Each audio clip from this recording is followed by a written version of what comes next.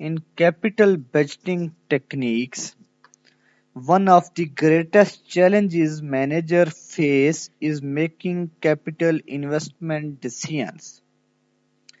The term capital investment refers broadly to large expenditures made to purchase plant, assets, develop new product lines, or acquire subsidiary companies. Such decisions commit financial resources for long periods or for a larger period of time and are difficult, if not impossible, to reverse once the funds are invested.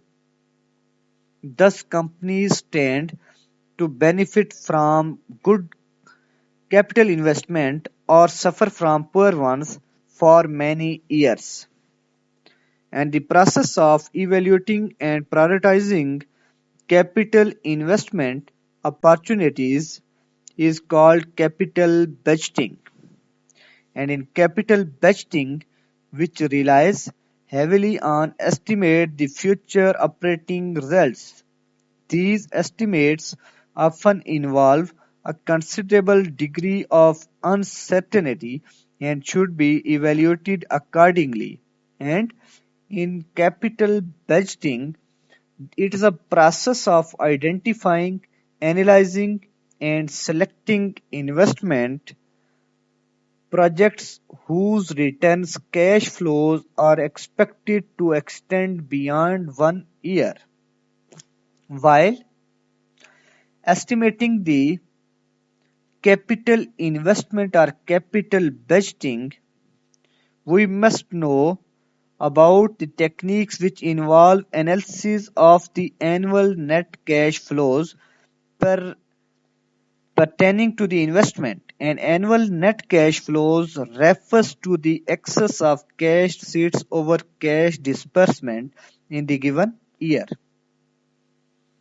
And techniques of capital budgeting which are used in capital budgeting, the first one is traditional method and second one is modern method. In traditional method, we use non-discounting techniques for payback period method and accounting rate of return. And in modern methods, which is used for discounting techniques, we used 5 main methods or techniques for capital budgeting. The first one is net present value method, profitability index method, internal rate of return method, terminal value method, and discounted payback period methods are the modern methods which are used in capital budgeting. And what is payback period method? In payback period method is the length of time necessary to recover the entire cost of an investment from the resulting annual net cash flows. And this method is the simplest and most widely used method. Payback period is the time required to recover the initial investment. A firm is always interested in knowing the amount of time required to recover its investment, and it is based on the concept of cash flow and is a non-discounting techniques where the selecting among alternative investment opportunities, a short payback period is considered desirable because the more quickly an investment cost is recovered, the sooner the funds may be put to other use. A short payback period also reduces the risk at changes in economic conditions which prevent full recovery of an investment. And in payback period method, the formula for calculating payback period method is when cash inflows are even or equal. We use formula when cash flows inflows of all year is equal. We use the following formula, which is payback period is equal to initial investment divided by annual cash inflow.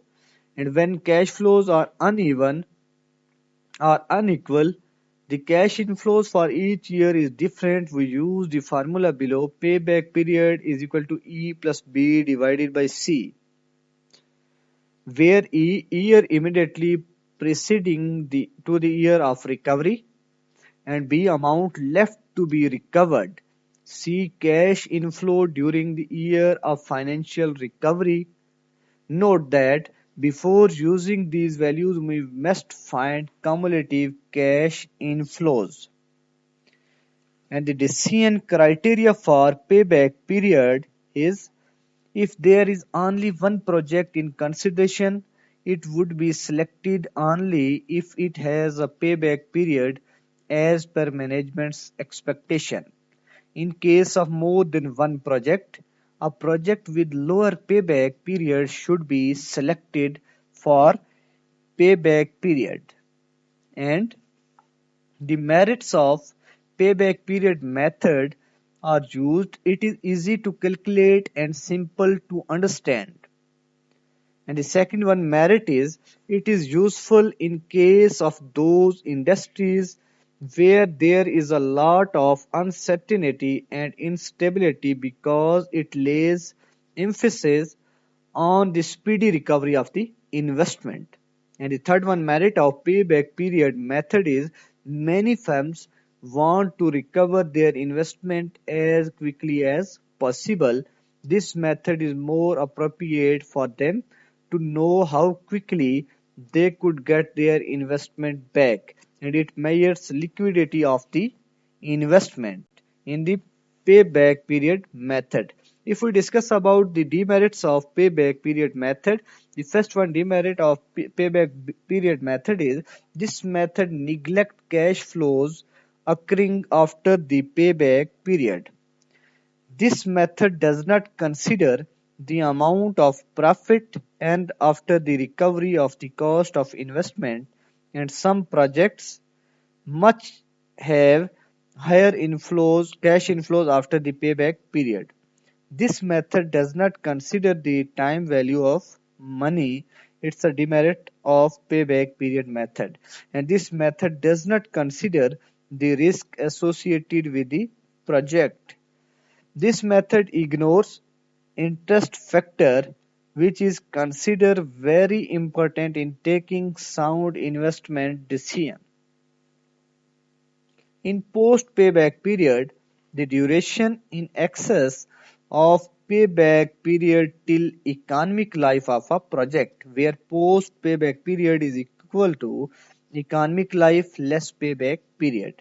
And post-payback profitability are used as the amount of profit which a project could earn after the recovery of initial investment is called as payback profitability, where post payback profitability formula is equal to total earning from project less payback amount. And the third one, post payback profitability index, the percentage of extra earning over initial investment payback amount. The formula which is used for post payback profitability index is post payback profitability index is equal to post payback profit divided by initial investment and multiply with 100, where accounting rate of return. In accounting rate of return, this method is also called as financial statement method or unadjusted rate of return method. It has two variations. The first one is return on investment ROI, and second one is average rate of return, which is ARR.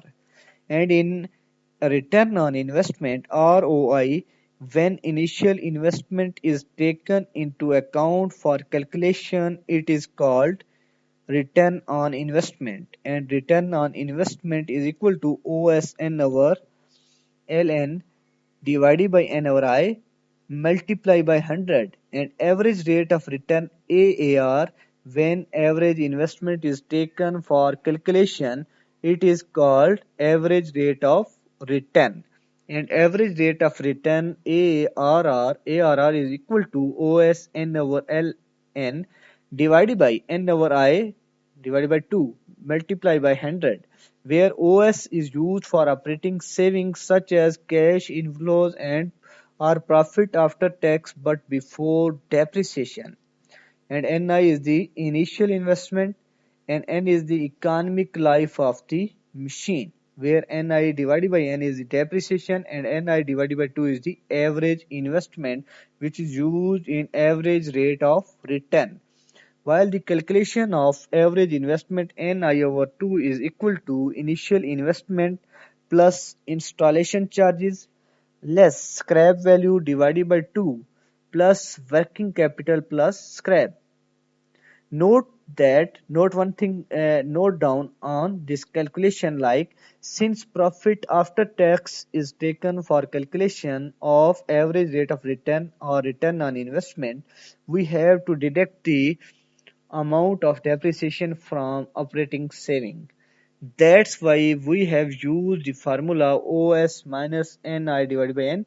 In other words, we can simply say that OS minus NI divided by N is equal to profit after tax. And if profit after tax is given in the question, there is no need to deduct depreciation. The profit after tax amount should be used directly to OS minus NI over N. The profit after tax or OS should be average for calculation. And the decision criteria is in case of many projects, a project with higher ARR, average rate of return, or net operating income will be selected. In case of only one project, it would be selected if it earned more than company's predetermined required rate of return. And the advantages of accounting rate of return method is, the first one advantage is it is simple and easy to calculate. It takes into account all the savings over the entire period of investment. It is based on accounting profit rather than cash inflow. Accounting profit can be easily obtained from financial statements. And the fourth one advantage of accounting rate of return method is it measures the benefit in percentage, which makes it easier to compare with other projects. This method helps to distinguish between projects where the timing of saving is approximately the same. And in average rate of return or accounting rate of return method, the disadvantage is, the first one disadvantage is this method ignores the time value of money. The second one disadvantage is, like payback period, this method also ignores risk factor. And the third one disadvantage of accounting rate of return method, this method is based on accounting profits rather than cash flows. In order to maximize the wealth of shareholders, cash flows should be taken for calculation, and this method ignores the size of investment. Sometimes average rate of return may be the same for different projects, but some of them may involve huge cash flows. And net present value method, the net present value method is a discount cash flow techniques. It is a discount cash flow techniques, and this method compares cash inflow and cash outflow occurring at different time period. The major characteristics of this method is that it takes into account the same value of money, and all cash inflows and outflows are converted to present value. And if we discuss about present value, the concept of return on investment shares a common weakness with the payback method. It fails to consider that the present value of an investment depends on the timing of its future cash flows, and cash flow received late in the life of an investment. For example, there are the less value of an investor today than cash flows of equal amount received early in the life of an investment. And This method compares cash inflows and cash outflows which occurring at different time periods. The major characteristic of this method is that it takes into account the time value of money and all cash inflows and outflows are converted to present value. The calculation of net present value involves the following main steps. The first one is cash inflows and outflows are determined. And the second one is a discount rate or cut-off rate is determined. This rate is also called as cost of capital, required rate of return, the target rate of return and hurdle rate. With the third one, calculation of net present value involves with the help of this rate of return, present value of cash inflows are calculated. For this purpose, present value factor should be calculated at a given rate with the help of this formula like present value factor is equal to 1 divided by 1 plus R. R is the rate, or it could be taken from the present value factor table, and cash inflows of each year is then multiplied with present value factor PVF. The fifth one point involves in net present value calculation is discounted cash inflows of all years is added. In this way, the present value of all cash inflow is obtained. Number 6, finally, the calculation of net present value involves is calculated by deducting present value of cash outflow from present value of cash inflow, where net present value is equal to present value of cash inflow less present value of cash outflows. One thing, note that if working capital released and salvage value is given in the question, it must be discounted with the present value factor of last year and must be added as the cash inflow in the last year. The initial outflow is not required to be discounted because it is already a present outflow. But if there is any further cash outflow in the following years, like overhauling charges, maintenance charges, that should be discounted at present value factor of that year and should be added to cash outflow. The decision criteria is if there is only one project under consideration, if net present value is positive, then we accept the project, and if net present value is negative, then we reject that project, and if net present value is zero, the value is, or the result is indifferent. If there are more than one project, the project with higher net present value should be selected. And the merits of net present value is, the first one merit is this method recognizes the time value of money, cash inflows arising at different time interval or discounted to present values. And the second one merit of net present value is this method recognizes a risk involved in the project with the help of discounting rate. And third one merit of net present value is this method is best for mutually exclusive projects where only one project is to be selected among many.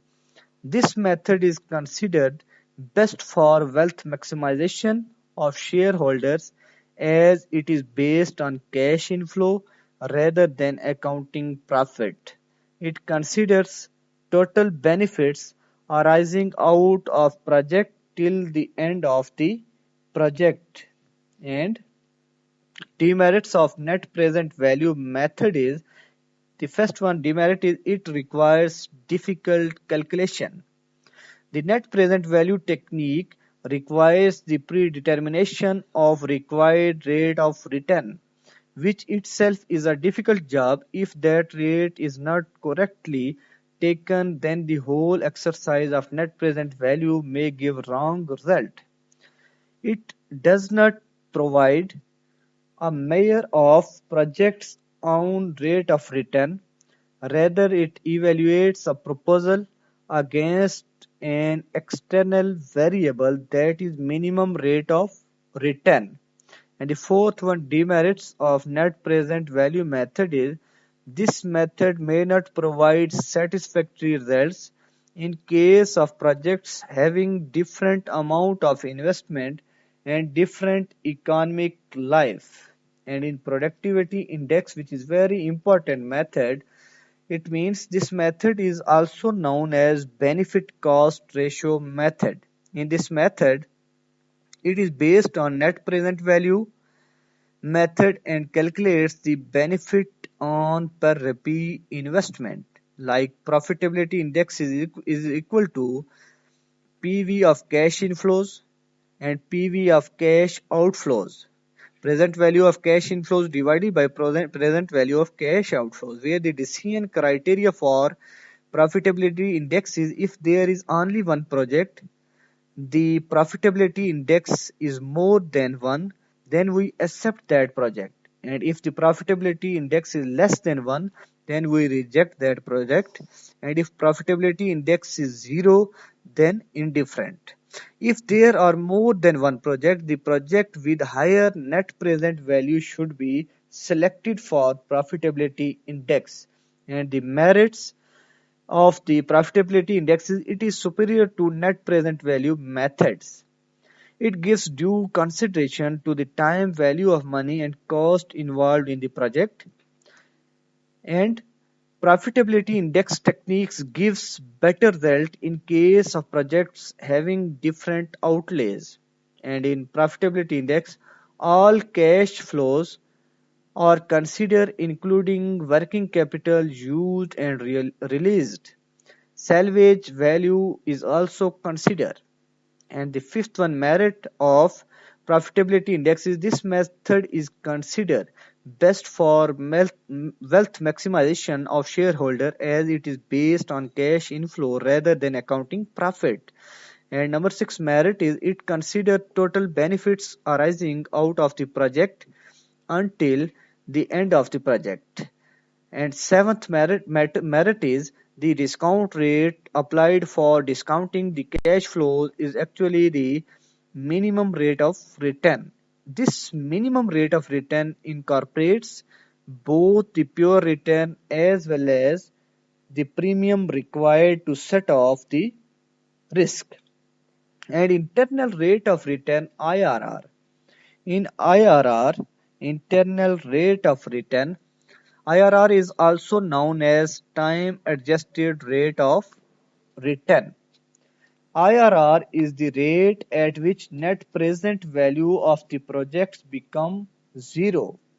While in other words, we could say that IRR is the rate at which present value of cash inflows and present value of cash outflows will be equal.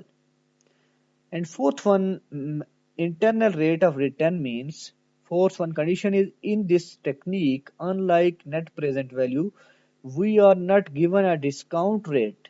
The discount rate is to be ascertained by trial and error procedure in internal rate of return. The calculation of internal rate of return when savings are even, first one method is or condition of IRR is calculate present value factor by using the below formula. By coincidence, it is payback period, and present value factor is equal to initial investment divided by annual cash outflow. Search for the value nearest to present value factor from PVAF table for given number of years.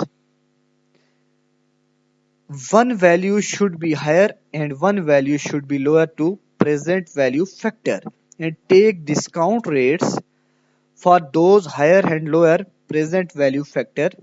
Calculate present values of cash inflows with the help of these discounted rates. Apply the following formula. IRR is equal to lower rate plus net present value at lower rate minus present value factor divided by net present value at lower rate minus net present value at higher rate multiplied by higher rate minus lower rate, where calculation of internal rate of return when saving is even. The above procedure, which is applied for calculation of even saving, is also applied here, but the formula will change.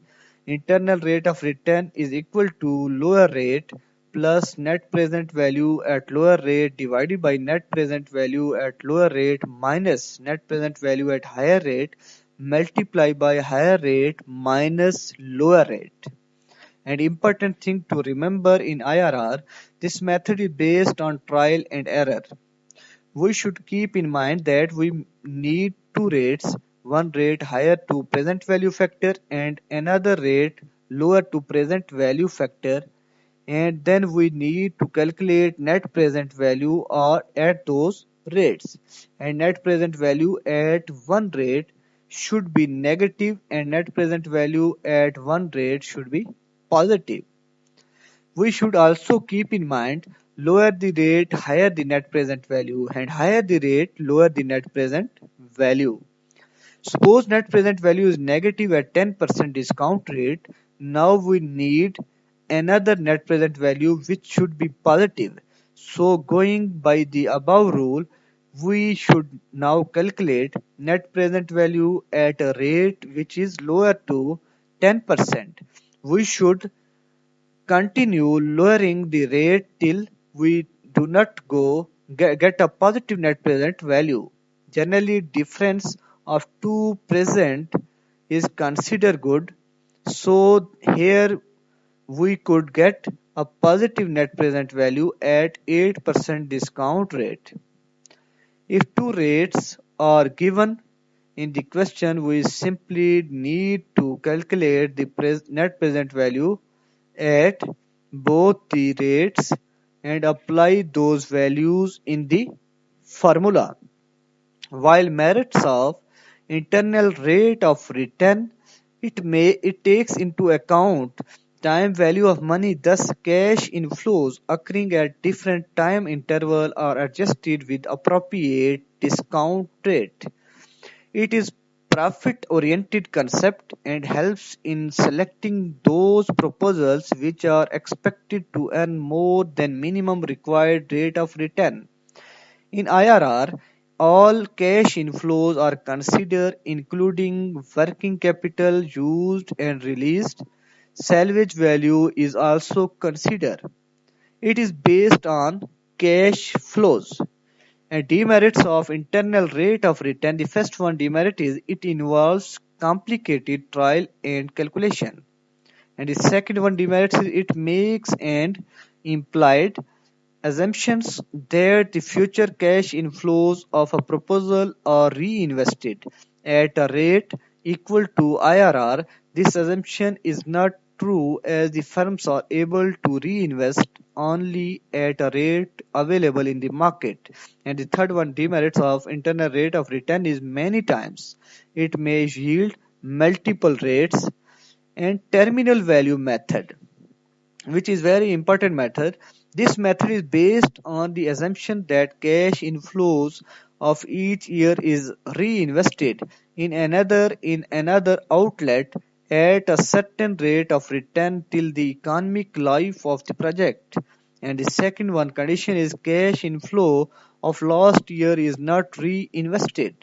The third one condition is so cash inflows of each year is compounded with the help of formula of compounding is equal to future value is equal to present value into n plus r ki power n, where r is the rate and n is the total number of the days, month or year, where present value is r as 1. Then the future value is multiplied with each year cash flows. The fifth one condition of terminal value method is total compounded value of annual cash inflow is obtained and then it is discounted to get the present value of compounded annual cash inflow. The sixth one condition of terminal value method is then it is compared with initial outflow to get the terminal value. The decision criteria for the terminal value method is if internal rate of return is greater than cost of capital when we accept the method, while if the internal rate of return is less than cost of capital, then we reject the method. And discounted payback period means this method, the first one condition of discounted payback period is this method is an improvement over traditional payback period method. It is a combination of payback period method and discounted cash flow technique. In this method, cash inflows of a project are discounted to get their present value. Once the present value of cash inflows is calculated, the procedure to calculate BPP remains. BPP means payback period remains the same as traditional payback period method.